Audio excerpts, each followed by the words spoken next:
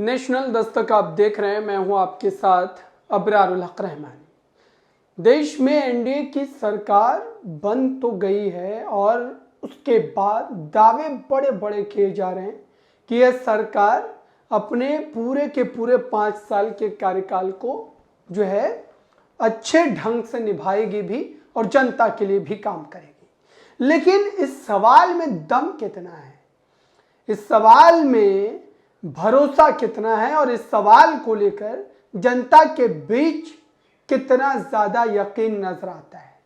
दरअसल इसी बात को समझेंगे। जो चेहरे इस वक्त एनडीए गठबंधन का हिस्सा है, क्या उन चेहरों में उतना विश्वास बचा हुआ है कि वो इस गठबंधन के साथ पूरे के पूरे 5 साल बिताएंगे।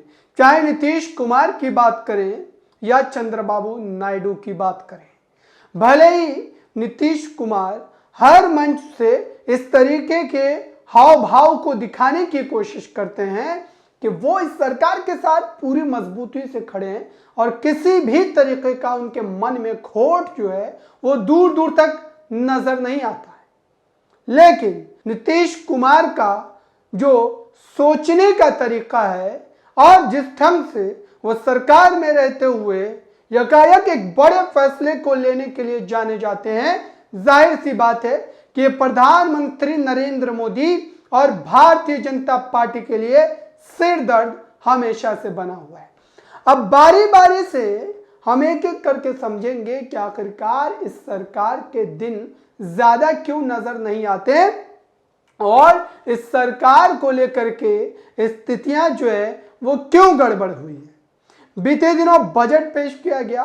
बजट पेश करने के बाद भले ही बिहार को पूरे तौर पर जो है रुपया भर भर के दिया गया और सबसे ज्यादा अगर किसी एक राज्य को पैसा मिला इस बजट में तो बिहार को मिला। लेकिन साथ ही ये बात नहीं भूलनी चाहिए आपको कि बिहार के लिए विशेष राज्य की मांग की गई थी। जेडीयू पार्टी इसको लेकर के लगातार जो है प्रचार प्रसार कर रही थी और तमाम राजनीतिक गलियारों में इस तरीके की चर्चा थी कि नीतीश कुमार इस सरकार में रहते हुए इस बात को जरूर मनवा लेंगे। और नीतीश कुमार का वो बयान आपको याद होगा, जब एक बैठक हुई थी जो है संसद के एक हॉल में और उसमें नीतीश कुमार ने प्रधानमंत्री नरेंद्र मोदी के सामने ही ये बात कही थी कि अब तो हम सरकार बना ही रहे हैं और बिहार का जो बचा खुचा काम है वो भी हो ही जाएगा। इस बात का मतलब आप समझ रहे हैं कि नीतीश कुमार सीधे तौर पर एक प्रेशर पॉलिटिक्स खेल रहे थे। लेकिन अब जबकि बजट सेशन जो चल रहा है, बजट पेश किया जा चुका है और बिहार को इस मामले में सफलता नहीं मिली, नीतीश कुमार जो अपनी राजनीतिक तौर पर तमाम चालबाजी का इस्तेमाल कर रहे थे उनको मुंह की खानी पड़ी, उनको इसमें सफलता नहीं मिली। और अब ऐसे में जो इस बजट के बाद नीतीश कुमार के पार्टी के एक बड़े नेता केसी त्यागी, जेडीयू का बड़ा चेहरा, उन्होंने क्या कहा था उसको लेकर के आज तक ने एक रिपोर्ट छापी थी। उस समय बिहार को क्यों चाहिए विशेष राज्य का दर्जा, जेडीयू नेता केसी त्यागी ने बताया। उन्होंने क्या बताया था, बजट से पहले जो जेडीयू नेता केसी त्यागी ने बिहार के लिए विशेष राज्य और स्पेशल पैकेज की मांग की है। त्यागी ने कहा कि हमें उम्मीद है कि बिहार को जल्द ही विशेष राज्य का दर्जा मिलेगा। साथ ही त्यागी ने बताया कि बिहार को विशेष राज्य का दर्जा क्यों चाहिए। देखिए, ये एक तरीके से बजट से पहले पूरे तौर पर जो है एक तरीके का प्रेशर बनाया जा रहा था, लेकिन उसके बावजूद भी बजट में उन्हें सफलता नहीं मिली थी।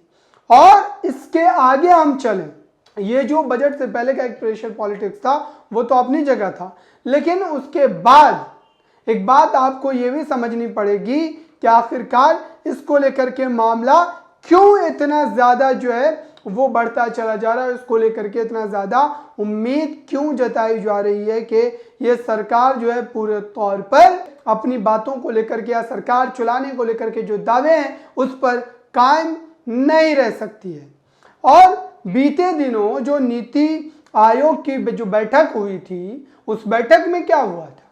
वहां पर तमाम भाजपा के नेता मौजूद थे, विपक्ष के नेता मौजूद थे और उसमें योगी आदित्यनाथ का जो हाव भाव था, जिसको लेकर के ये कहा जा रहा है कि कहीं ना कहीं मामला अंदरूनी तौर पर जो है वो बिगड़ रहा है। उत्तर प्रदेश में क्या चल रहा है ये आपको पता ही होगा। केशव प्रसाद मौर्य का दिल्ली आना जाना जो लगा हुआ है, जो दिल्ली का दौरा हुआ, वो क्यों हुआ और इसके पीछे उत्तर प्रदेश में क्या बड़ा बदलाव होने की संभावनाएं जो है नजर आती है, ये भी आप बखूबी जान रहे हैं। उत्तर प्रदेश में भी भाजपा नेतृत्व में कहीं ना कहीं गड़बड़ घोटाला चल रहा है। लेकिन नीति आयोग की बैठक में बीते दिनों क्या हुआ था, विपक्ष की बड़ी नेता ममता बनर्जी शामिल हुई थी, जिसको लेकर के बोलता हिंदुस्तान नाम के एक पोर्टल ने पोस्ट लिखा था, मीटिंग में मुझे बोलने नहीं दिया गया, बंगाल के साथ भेदभाव किया गया, सीएम ममता बनर्जी। नीति आयोग मीटिंग में ममता बनर्जी का माइक बंद, बोली मुझे बोलने नहीं दिया गया, बंगाल के साथ भेदभाव किया गया। ममता बनर्जी ने भी यह आरोप लगाया था जो बीते दिनों नीति आयोग की बैठक हुई थी। यानी कि पूरे तौर पर अगर देखा जाए तो एनडीए खेमा जो विपक्ष के कुछ नेताओं को अपने साथ साधने के फिराक में लगा हुआ है, उसमें भी पूरे तौर पर उन्हें विफलता ही हाथ लग रही है। अगर बिहार की हम बात कर रहे हैं या महाराष्ट्र की हम बात करें, झारखंड की बात करें, दिल्ली की बात करें, तमाम राज्यों में जो विपक्षी खेमा है वो पूरे तौर पर अपने गठजोड़ को बनाया हुआ है। नीतीश कुमार साफ तौर पर जाहिर सी बात है कि उन्होंने जो मांग की थी उस मांग को अगर पूरा नहीं किया गया इस बजट में, तो नीतीश कुमार जरूर इस बात पर विचार करेंगे, जरूर इस बात पर वो सोचने पर मजबूर होंगे, ये फैसला लेने पर मजबूर होंगे क्या इस सरकार में बने रहना चाहिए या इस सरकार से जो है दूरी बना लेनी चाहिए। लालू प्रसाद यादव ने बजट के बाद सीधे तौर पर जो है नीतीश कुमार पर हमला बोला था। जागरण ने इसको प्रमुखता से छापा था। क्या कहा था लालू प्रसाद यादव ने? ये सारी खबर मैं आपको इसलिए भी बता रहा हूं ताकि आप इस पूरे खेल का परिप्रेक्ष्य समझे कि आखिरकार एनडीए की सरकार को गिरने से कैसे नहीं बचाया जा सकता है, क्योंकि पूरे तौर पर जो सत्ताधारी पक्ष के साथ जो लोग हैं वो भी नाराज नजर आ रहे हैं और लालू प्रसाद यादव जैसा बड़ा नेता अगर इस बारे में कुछ कह रहा है तो जाहिर सी बात है कि इसके पीछे कई सारे तथ्य जो हैं वो मौजूद होंगे। जागरण ने इस खबर को छापा था, केंद्र सरकार ने बिहार को स्पेशल स्टेटस देने से साफ इनकार कर दिया, केंद्र के फैसले से जदयू को झटका लगा है। लालू यादव ने तो नीतीश कुमार से इस्तीफे तक मांग लिया है। लालू के बयान पर मंत्री संतोष सुमन ने पलटवार किया है और उन्होंने कहा है कि आज मुख्यमंत्री से इस्तीफा देने की मांग करने वाले लालू प्रसाद यादव ने इस मुद्दे पर मंत्री पद से इस्तीफा क्यों नहीं दिया था। यह उस समय की खबर है, लेकिन इस खबर का असर धीरे धीरे होगा और धीरे धीरे होने की जो है संभावना जताई जा रही है।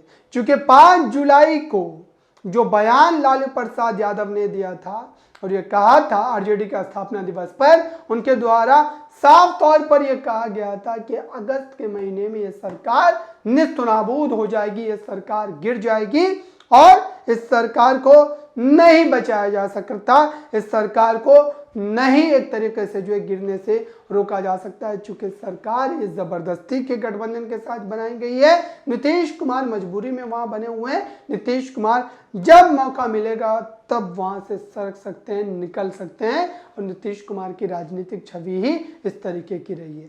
जहां तक चंद्रबाबू नायडू की बात करें, चंद्रबाबू नायडू के एक बड़े नेता ने, आपको याद होगा, जो बयान दिया था कि वो मुस्लिम आरक्षण पर पूरी तरीके से बने रहेंगे, उन पर उसकी पार्टी का स्टैंड जो है बिल्कुल वही है जो पहले हुआ करता था। यानी कि भाजपा जिसकी विरोधी है, टीडीपी उसके समर्थन में खुल करके बोल रही है। आपको क्या लगता है दर्शकों, क्या ये एनडीए की गठजोड़ की जो जबरदस्ती का गठजोड़ है, क्या ये सरकार 5 वर्षों तक चल पाएगी? क्या इस सरकार में वो ताकत, वो हाव भाव आपको नजर आता है? इस पर अपनी राय जरूर रखिएगा, जुड़े रहें। नेशनल दस्तक की आपसे गुजारिश है कि अगर इसको बचाना चाहते हैं तो नेशनल दस्तक को सब्सक्राइब करने के लिए रेड कलर के सब्सक्राइब बटन को दबाएं, फिर बेल आइकन की घंटी दबाएं, नेशनल दस्तक को बचाने के लिए बहुत जरूरी है कि हर खबर को शेयर करें, लाइक करें, कमेंट जरूर करें।